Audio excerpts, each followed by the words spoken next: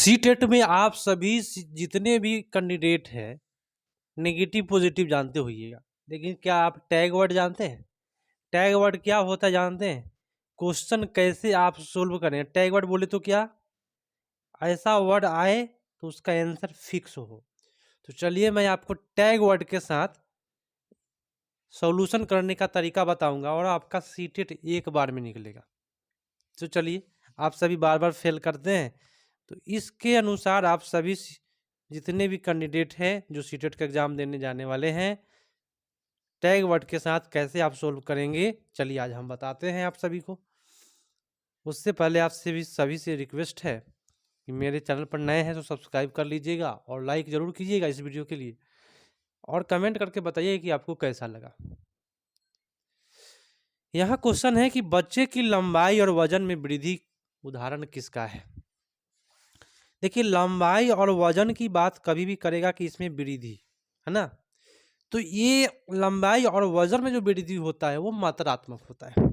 तो कभी भी देखिए टैग वर्ड कैसे होता है, तो कभी भी आपके एग्जाम में लंबाई वजन के वृद्धि के बारे में बात करेगा तो आंसर में मात्रात्मक होगा। ये दोस्तों टैग वर्ड हुआ। अब आपको लिखना पड़ेगा, मान लीजिए लिखना आप चाहते हैं तो लंबाई वजन में वृद्धि लिख करके मात्रात्मक परिवर्तन लिख लीजिए, तो आपका एक टैग वर्ड हो गया। ठीक है। अब कहिएगा सर गुणात्मक परिवर्तन कब होता है। गुणात्मक मैं आपको बताऊं तो क्वेश्चन पूछता है कि वयस्कों की तुलना में बच्चों का जो विकास होता है कैसा होता है, तो गुणात्मक होता है। ये प्रश्न पूछेगा वयस्क के तुलना में तो होगा। ठीक है। कैसा लगेगा ये वीडियो, कैसा लगेगा लास्ट में आप सभी कमेंट कीजिएगा, और सब्सक्राइब नहीं किए तो कर लीजिए, दोस्तों के पास शेयर जरूर कीजिएगा। जीन पियाजे के अनुसार निम्नलिखित में कौन सी क्षमताएं पूर्व संक्रियात्मक अवस्था की विशेषता है। दोस्तों, पूर्व संक्रियात्मक अवस्था जो होता है इससे सबसे ज़्यादा प्रश्न पूछे जाते हैं जीन पियाजे का। और पूर्व संक्रियात्मक में दोस्तों होता है प्रतीकात्मक खेल, जीववाद, है ना, ये पूर्व संक्रियात्मक में आता है। याद रखिएगा, प्रतीकात्मक खेल क्या होता है, तो एक बच्चा किसी लकड़ी के डंडा पर बैठ जाएगा और कहेगा कि मैं ट्रेन पर बैठा हूँ, पीछे से तू लोग भी बैठो, है ना, इस प्रकार से तू लोग भी बैठो। तो बच्चा क्या करता है, प्रतीकात्मक खेल खेलता है, काल्पनिक खेल खेलता है। ठीक है। जीववाद बोलते हैं कि बच्चा किसी भी वस्तु को, है ना, चाहे वह निर्जीव हो या सजीव हो, तो निर्जीव को भी बच्चा क्या करता है, सजीव मानता है, तो उसको कहते हैं जीववाद। याद रखिएगा। अब एक अगला प्रश्न है जो सीटेट के एग्जाम में सबसे ज़्यादा ये प्रश्न का ये वर्ड आता है, आलोचनात्मक सोच। ये जो वर्ड है आलोचना, है ना, ये काफ़ी बेटर वर्ड होता है। अगर कोई भी ऑप्शन में अगर मिल गया आलोचनात्मक सोच वाले प्रश्न, कहीं भी अगर ऑप्शन में मिल गया तो उसको मार के आइएगा। तो आलोचनात्मक सोच की बात कभी भी करेगा तो सुन लीजिए क्या आंसर में आएगा। आलोचनात्मक सोच माने होता है उच्च स्तरीय सोच। ठीक है। क्या होता है, उच्च स्तरीय सोच। ठीक है। तो आलोचनात्मक सोच आ गया तो इसका टैग वर्ड क्या हुआ, उच्च स्तरीय सोच हुआ। इस प्रकार से आप कोई भी क्वेश्चन को पकड़ सकते हैं। और समस्या समाधान कौशल को बढ़ावा देना। आलोचनात्मक बोले तो किसी की आप आलोचना करेंगे तो आपका सोच उच्च स्तर का रहेगा, तब ना उस किसी भी वस्तु के बारे में या किसी भी व्यक्ति के बारे में आप आलोचना करिएगा। ठीक है। तो आपका सोच उच्च होना चाहिए। अब एक अगला प्रश्न पूछा हुआ था पिछले एग्जाम में और नए पैटर्न पर है दोस्तों। नए पैटर्न का ये प्रश्न है कि आनुवांशिकता पूरी तरह से एक व्यक्ति की डैश का निर्धारण करती है। पूरे नए पैटर्न का क्वेश्चन है, आनुवांशिकता जो है एक व्यक्ति के केवल सेक्स का निर्धारण करती है। ठीक है। केवल आनुवांशिकता सेक्स पर निर्भर है। शैक्षणिक सफलता, सीखने की शैली और जेंडर से उसको कोई मतलब नहीं है। आगे आइए, मज़ेदार प्रश्न है और मैं आपको पूरे प्रेम से बताऊंगा कि कैसे आप वहाँ एग्जाम में क्वेश्चन को सोल्व करेंगे ताकि आपको दिक्कत नहीं।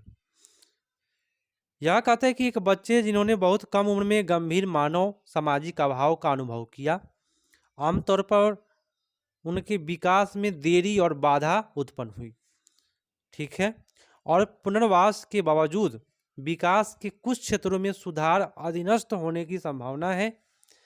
यह अवधि जिस विकास की पर्यावरणीय समर्थन के महत्वपूर्ण के रूप में प्रभावित होता है, डैश होता है।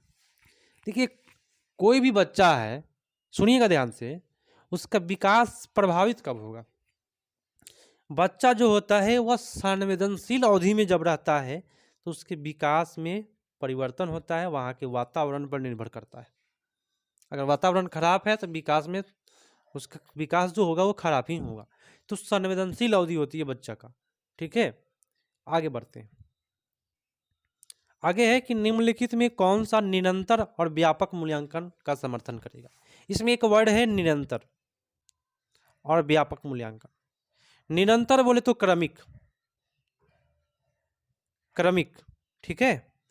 क्रमिक मूल्यांकन कहे या व्यापक मूल्यांकन करे या निरंतर मूल्यांकन करे, उसमें सब में पोर्टफोलियो होता है।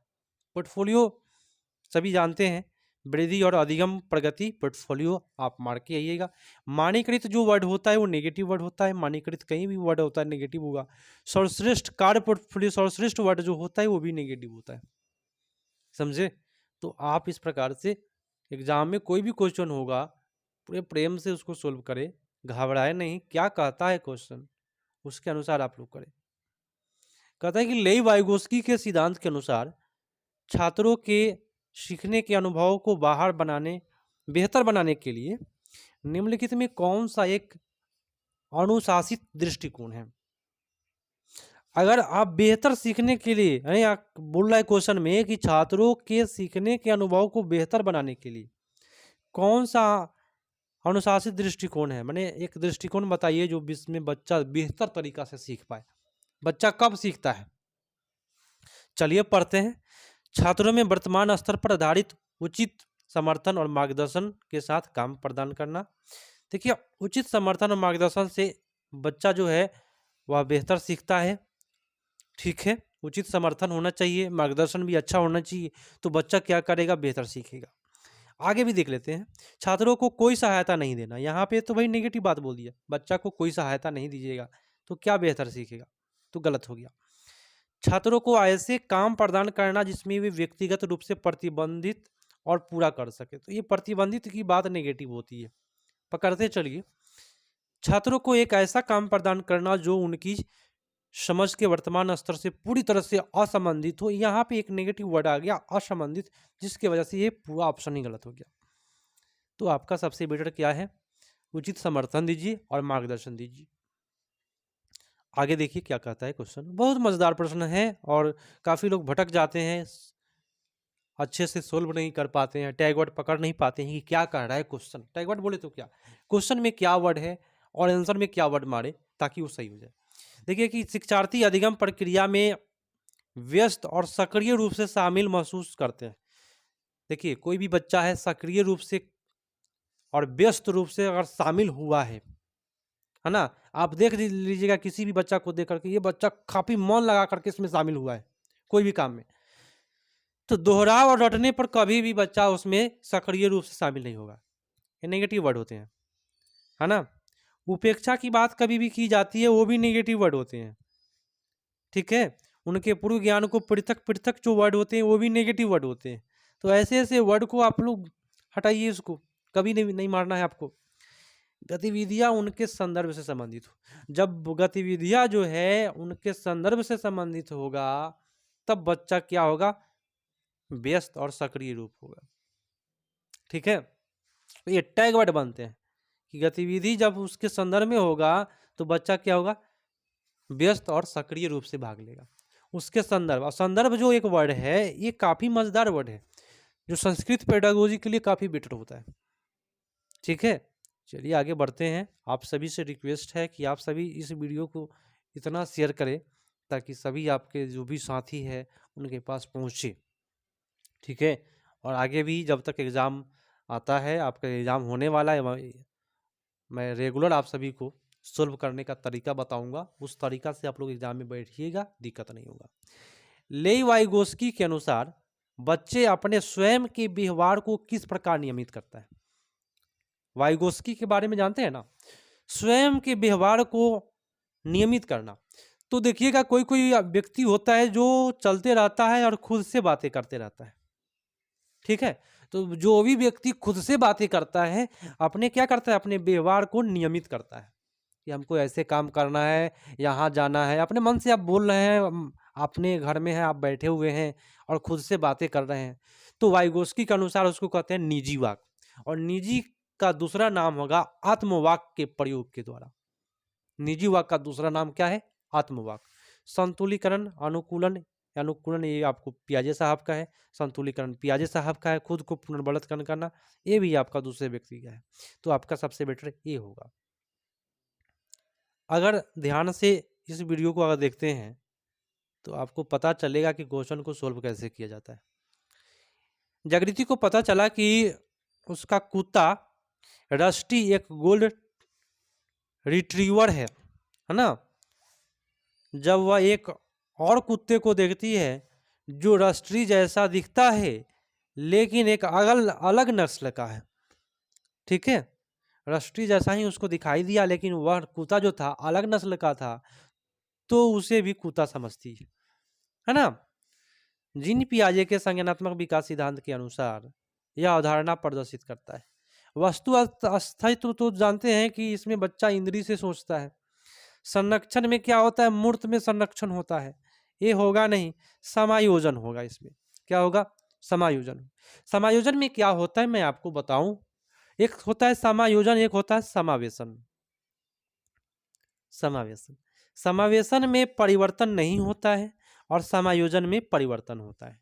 बच्चा अपने कुत्ता को देखा, गोल्डन रिट्रीवर का था, दूसरे भी कुत्ता को देखा उसी के जैसा था, लेकिन उसको क्या बोला? कुत्ता समझा, है ना। तो ये हो गया क्या? समायोजन की बात हुआ, अपने मन में समायोजित कर लिया है, कुत्ता को पहचानने का उसके अंदर क्षमता है। और रियल रूप से कहूं तो इसका ये जो आंसर है, समायोजन नहीं होना चाहिए, समावेशन होना चाहिए, जिसको मैं समझाऊंगा तो काफ़ी टाइम लगेगा। चलिए अगले वीडियो में मैं आप सभी को समझा दूंगा। नेक्स्ट है कि प्रतिभाशाली बच्चों के संदर्भ में निम्नलिखित में कौन सा सही है। प्रतिभाशाली बच्चा, सुन लीजिए कैसा होता है। तो फर्स्ट ऑप्शन पढ़िएगा, मज़ेदार आएगा था। देखिए चारों ऑप्शन पढ़िए। प्रतिभाशाली बच्चे निश्चित रूप से शैक्षणिक, सामाजिक, भावनात्मक सभी क्षेत्रों में उत्कृष्ट होते हैं। क्या ये जरूरी है कि प्रतिभाशाली बच्चा हर चीज में उत्कृष्ट हो जाए? गलत बात है। प्रतिभाशाली छात्र हमेशा खुल, लोकप्रिय और अच्छी तरह से समायोजित होते हैं। गलत बात है। ये जरूरी नहीं है कि सब हमेशा अच्छा ही होगा। प्रतिभाशाली छात्र अन्य छात्रों की तुलना में अपेक्षाकृत उन्नत गति से सीखते हैं। तो सबसे बेटर ये होगा। आप कहिए सर तुलना जो होता है वो नेगेटिव होता है, तो यही पकड़ने वाली बात है। काफ़ी लोग यही गलती करते हैं एग्जाम में जाकर के, नेगेटिव पॉजिटिव के लेकर के चलने वाले जो भी लोग हैं उनको ये परेशानी हो जाती है।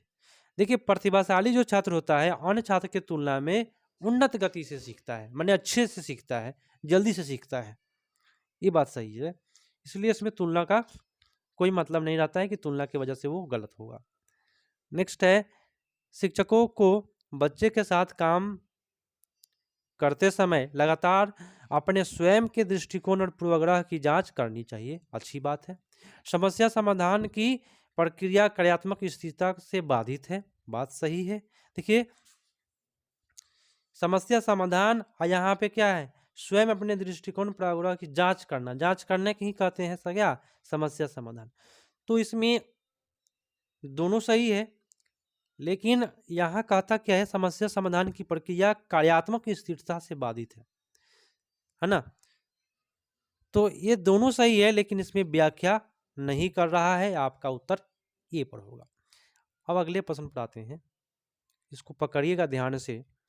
एक बच्चा है, कहता है कि गणित में अपने खराब अंक के बारे में बात करते हुए अभी कहता है मुझे कम अंक की समझ नहीं है, कम अंकों की समझ नहीं है। तो अभी अपने प्रदर्शन का कारण किसको ठहरा रहा है? कार्य में कठिनाई? गलत बात है। कोशिश में कमी? नहीं। योग्यता का अभाव है जिसके वजह से वो बोल रहा है कि मुझे कम अंकों की समझ नहीं है। ये टैग वर्ड बनता है दोस्तों। योग्यता के अभाव कभी भी कहेगा तो उसको क्या आएगा? उसको समझ में नहीं आएगा, उसको समझ नहीं रहेगा कोई भी चीज़ के बारे में। कोई भी बच्चा को किसी भी चीज़ के बारे में अगर समझ नहीं है तो समझिए क्या है? योग्यता का अभाव है। ठीक है, तो ये होता है टैग वर्ड। मतलब ये फिक्स है। टैग वर्ड क्या होता है? फिक्स होता है कि ये वर्ड आएगा, है ना, तो ये आएगा। इसको कहते हैं टैग वर्ड। और टैगवर्ड से काफ़ी लोग पास करते हैं, है ना। नेक्स्ट है, शिक्षकों को कक्षा में प्रभावी संज्ञान सुनिश्चित करने के लिए बच्चा को संज्ञानात्मक सहारा देना चाहिए। अच्छी बात है भाई, बच्चा को सहारा दीजिए।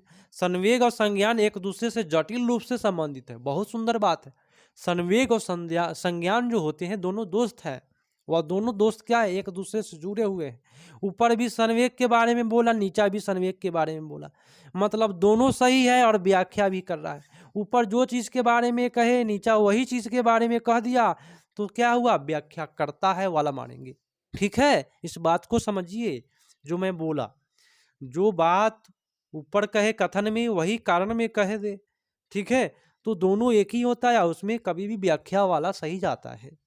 ठीक है, आप सभी सीटेट के स्टूडेंट से रिक्वेस्ट है कि अपने दोस्तों के पास जरूर भेजिए, और आगे भी मैं आपको हेल्प करूंगा, क्वेश्चन सोल्व करने का तरीका बताऊंगा। अगला प्रश्न है कि निम्नलिखित में अवधारणा के निरूपण में कौन सा क्रम बच्चे के संज्ञानात्मक क्षमताओं के उत्तरोत्तर विकास के अनुसार है। देखिए, कभी भी याद रखिएगा, संकेत की जो पढ़ाई होती है, मैं आपको बताऊं, संकेत इशारा कौन दे सकता है, जिसके पास जानकारी हो। ठीक है, और संकेत इशारा लास्ट में दिया जाता है, याद रखिएगा। तो संकेत आधारित हम कभी भी लास्ट में खोजेंगे, तभी मारिएगा। क्या चीज का, तो बच्चों की संज्ञानात्मक क्षमताओं का उत्तरोत्तर विकास, है ना। विकास बच्चों का क्या होता है, लास्ट में सांकेतिक विकास होता है। पहले क्या होता है, क्रियात्मक आधारित, बच्चा पहले कोई कार्य करता है ना, तो उसके मन में क्या बनता है, एक छवि बनता है, छवि आधारित, और लास्ट में क्या बनता है, संकेतात्मक, संकेत आधारित। ठीक है, आइए अगले प्रश्न पर आइए। विभिन्न जेंडर के व्यवहार के बारे में पूर्वकल्पित सामान्यीकरण क्या कहलाते हैं। देखिए, पूर्वकल्पित सामान्यीकरण, पूर्व रूप से माने पहले से आ रही कोई बात, है ना, आपके समाज में परंपरा से आ रही कोई रीति रिवाज है ना, कि लड़कियों को क्या करना है, घरों में काम करना है, खाना बनाना है, और लड़कों को बाहर का काम करना है। तो क्या है, इसी को कहते हैं पूर्वकल्पित सामान्यीकरण, है ना।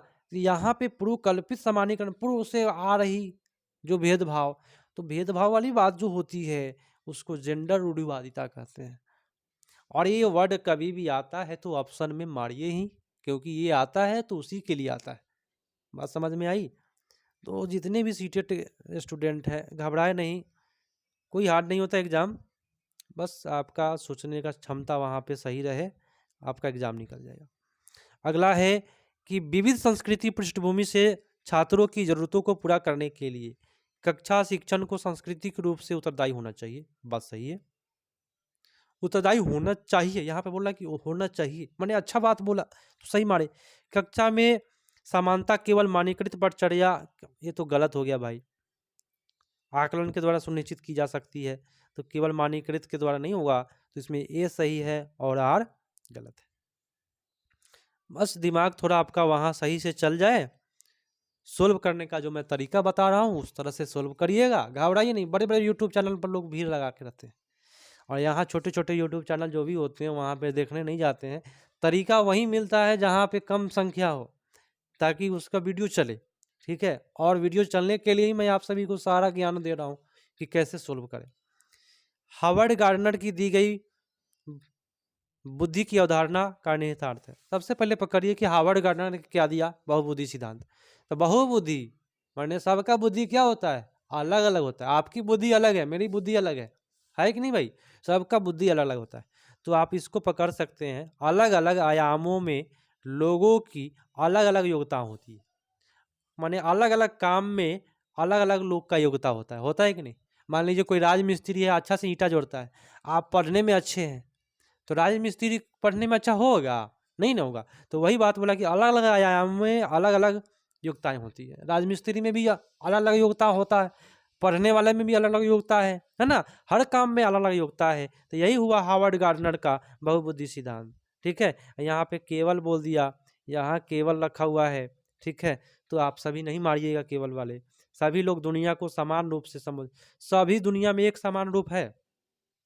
सब जब एक जैसा हो जाता तो दुनिया भाई आज ठीक ही नहीं रहती, कोई दिक्कत किसी से नहीं रहता।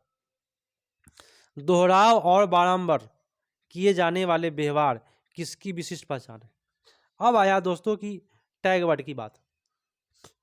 कुछ कुछ क्वेश्चन में टैग वर्ड मिलेंगे आपको, जो मैं आपको बता रहा हूँ आज।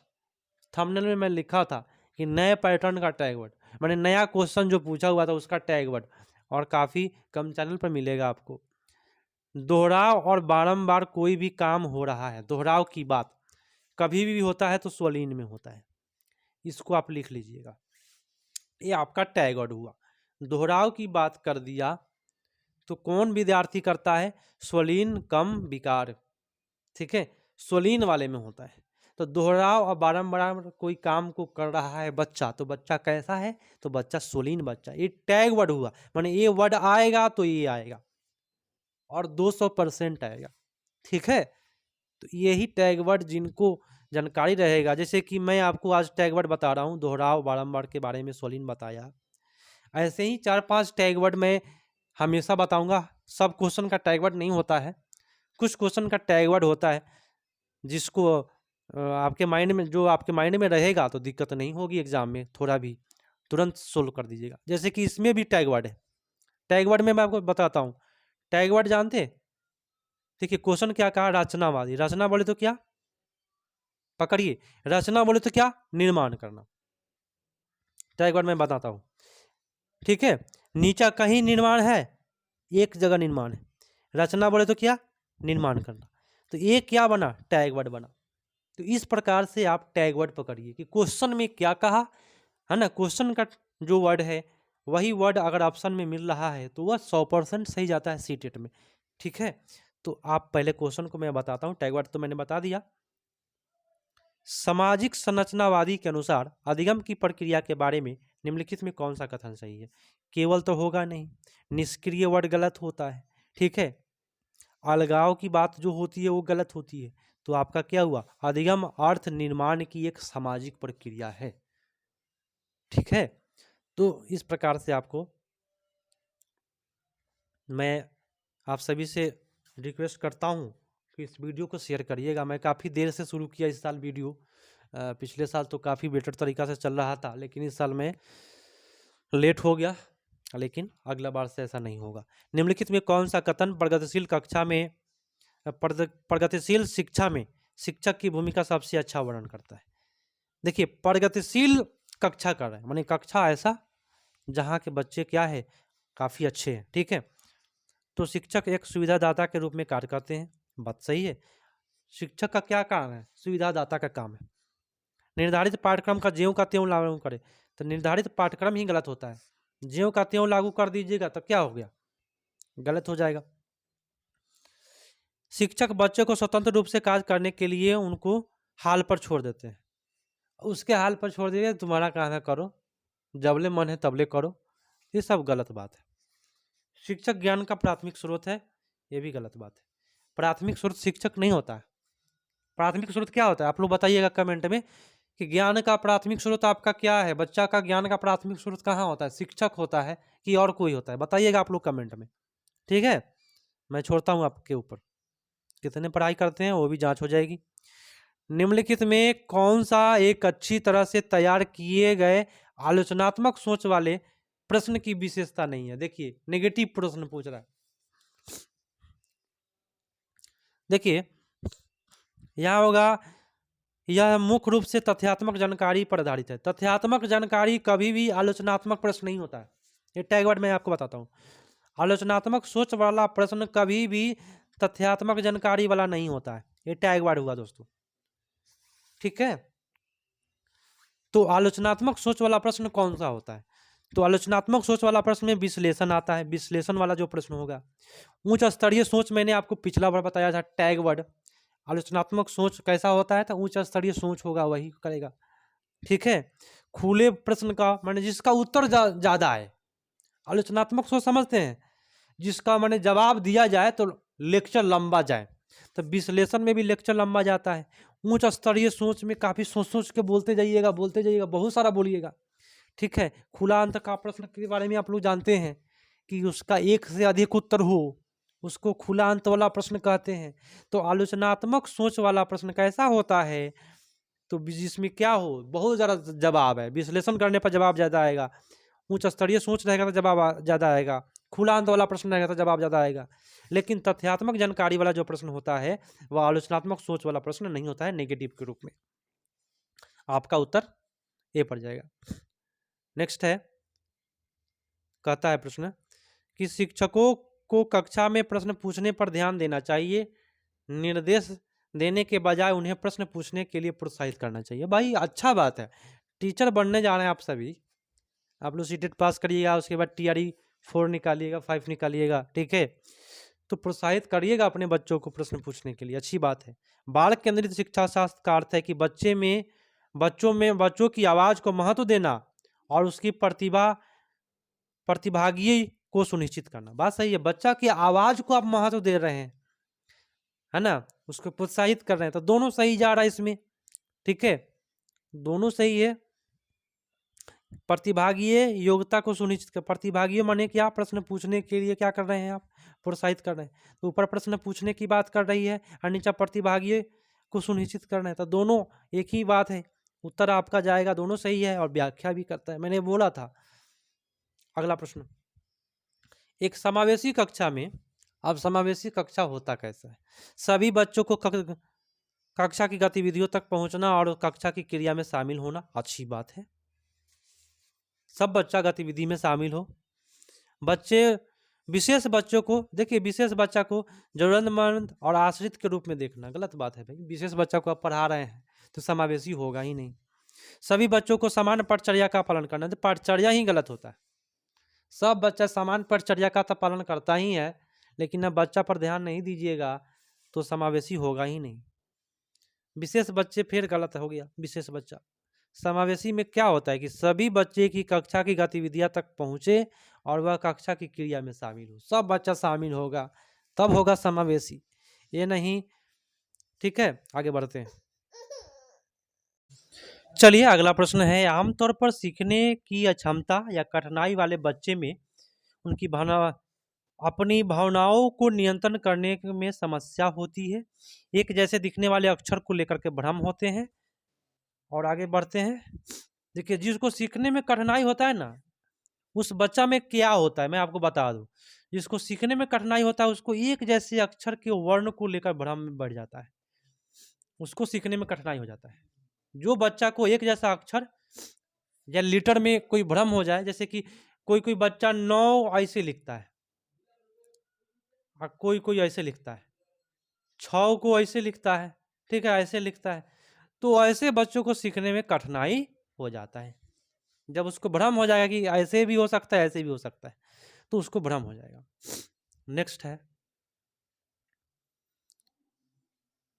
जबकि कुछ बच्चे 12 महीने की उम्र में बड़बड़ाना और 2 शब्द वाक्य बोलना शुरू कर देते हैं, अन्य 20 महीना में शुरू करते हैं। मैंने कुछ बच्चा होता है जो 12 महीना में बड़बड़ाता है और कुछ 20 महीना में बोलना शुरू करता है। तो विकासात्मक प्रतिमान केवल सांकेतिक और व्यक्तिगत बच्चों का विकास काफ़ी भिन्न हो सकता है, बात सही है। विकासात्मक जो प्रतिमान होता है वह सांकेतिक होता है, ठीक है, और व्यक्तिगत बच्चों का विकास काफ़ी भिन्न होता है, माने सब बच्चे का विकास अलग अलग होता है। तो यहाँ भी बोला भिन्न होता है और यहाँ भी बोला कि 12 महीने में कोई बच्चा बड़बड़ा रहा है और कोई 20 महीने में बड़बड़ा रहा है, तो सब भिन्न हो गया। यहाँ 12 बोला, यहाँ 20 बोला, तो दोनों भिन्न है, ठीक है, अलग अलग है, तो दोनों एक ही बात बोल रहा है, तो क्या करेंगे, व्याख्या करता है वाला मानेंगे। चलिए अगला है कि कक्षा 5वीं के बच्चों को तैरने और डूबने की अवधारणा को पढ़ाने के लिए संरचनावाद में दृढ़ विश्वास रखने वाला, है ना, रखने वाले शिक्षकों द्वारा कौन सा शिक्षण दृष्टिकोण अपनाया जाएगा। डूबने और तैरने के बारे में आपको सिखाना है, आप टीचर है तो कौन वीडियो दिखाने से बच्चा डूबने हो जाएगा, तैरना सीख जाएगा, नहीं सीखेगा। पावर पॉइंट प्रस्तुतिकरण करेंगे तो हो जाएगा, नहीं, व्याख्या करने से हो जाएगी, ऐसे ऐसे तैरना, ऐसे तैरना, पानी में डूब जाना, तब पैर खूब चलाना, हाथ चलाना, होगा नहीं। जब तक खोज नहीं करेगा कि कैसे तैरा जा रहा है, उसमें डूब करके खोज नहीं करेगा पानी में, तब तक कोई भी डूबने और तैरने के बारे में नहीं सिखा सकता है, ठीक है। चलिए लास्ट मैं आपको बताऊं, लास्ट तो नहीं है, हाँ लास्ट 2 और प्रश्न है। हिंज की दुविधा को पेश किए जाने पर अरुणिमा तर्क देती है। सुनिएगा, इन वाला आप लोग कोल वर्ग के बारे में सुने होइएगा। कानून इन परिस्थितियों के लिए स्थापित नहीं किया गया था। इस स्थितियों में दावा लेना वास्तव में सही नहीं है, लेकिन यह उचित है। देखिए क्या बोल रहा है, अरुणिमा नाम की एक लड़की है, वो कह रहा है क्या, दावा लेना सही नहीं है लेकिन यह उचित है, माने ले लेना चाहिए। लेना सही नहीं है लेकिन उचित है। सुनिए, आपके मन में चल रहा है ये लेना सही नहीं है लेकिन उचित है लेना, तो ये क्या है, नैतिक विरोधाभास। माने मन में जो चलता है जो बात, उसको कहते हैं विरोधाभास। नैतिक विरोधाभास, व्यक्तिगत अधिकार और लोकतांत्रिकता, ये आपका सबसे बेटर उत्तर होगा। विकास के संदर्भ में निम्नलिखित में कौन सा कथन सही है? तो आप लोग जानते हैं विकास कभी भी एक रेखीय नहीं होता है, सरल में नहीं होता है। विकास कभी भी क्या होता है, चक्रीय होता है। विकास चक्रीय होता है, याद रखिएगा इस बात को। कोई भी कहेगा विकास कैसे होता है तो चक्रीय रूप में होता है, रैखिक नहीं। आपका ऑप्शन नंबर ये जाएगा। अगला है कि निम्नलिखित में कौन सी सार्थक सीखने के लिए एक प्रभावी स्मृति तकनीकी नहीं है? नेगेटिव हो गया। तो आप लोग नेगेटिव पकड़ लेते हैं, रटना और दोहराना नेगेटिव है क्या? तो मिलते हैं, आप सभी के ऊपर है कि आप सभी कितना इस वीडियो को शेयर कर रहे हैं। जितना आप सभी शेयर करिएगा उतना ही मैं आप सभी को सारे टैग वर्ड में बताऊंगा। ये CDP का नए पैटर्न का टैग वर्ड था, और अगला जो मैं बताऊंगा गणित का नए पैटर्न का टैग वर्ड बताऊंगा। टैग वर्ड मैंने आपको बताया पूरे वीडियो में। EVS का भी मैं बताऊंगा, लगभग 5 वीडियो जारी करूंगा एग्जाम के पहले 14 दिसंबर के लिए, जिसमें आपको टैग वर्ड होंगे। और ये 5 वीडियो आप लोग देखिएगा, एग्जाम में बैठिएगा तो आप अच्छे तरीके से सोल्व करके आइएगा। सोल्व करने का तरीका भी आपको मैंने बताया, वैसे आप लोग करिएगा। संस्कृत का भी मैं बताऊंगा, जिससे कि आपको दिक्कत नहीं होगी। मिलते हैं अगले अपडेट में, तब तक के लिए धन्यवाद। जय हिंद। लाइक करके जाइएगा और शेयर जरूर कीजिएगा, और जो भी मन में आता है कमेंट कीजिएगा। जय हिंद।